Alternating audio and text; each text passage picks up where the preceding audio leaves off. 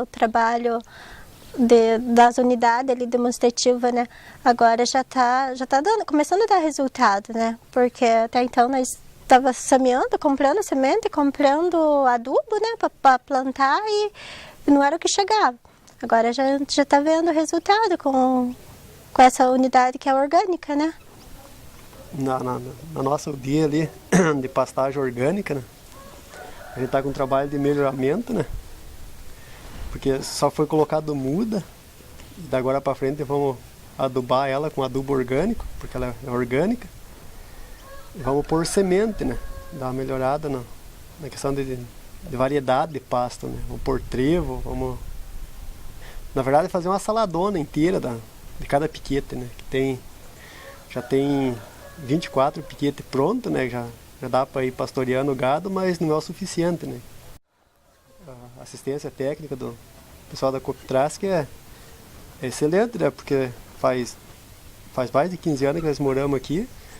Teve assim uns começos de assistência da antigo, assim, que vinha meio pelo movimento, mas o pessoal não continuava, né? Porque não tinha projeto do governo. Depois passamos para a Emater, também não tinha, porque no município é insuficiente os técnicos que tem. Tem um técnico para o município inteiro. Daí não funciona muito, ele não, na verdade nem visitar, assim, não visitava, sabe, as propriedades.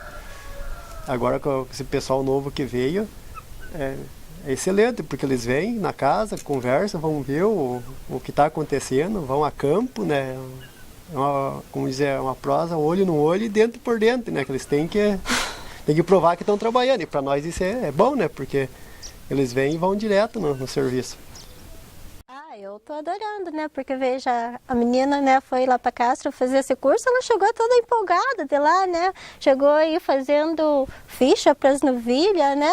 E dizendo, não, tem que falar pro Fernando quando tiver mais curso, né, para me avisar que eu vou, né? Então, eu tô adorando, assim, né? Porque tá incentivando a todos, né?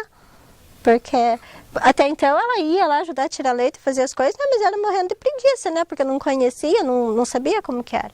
Daí ela foi lá e veio bem animada, então eu tô gostando muito, né? Pra ela que acabou de fazer 20 anos, que tava morrendo de vontade de ir pra cidade trabalhar, né? Pra ficar aqui agora. Então, se isso pode ajudar, já é uma excelente ideia.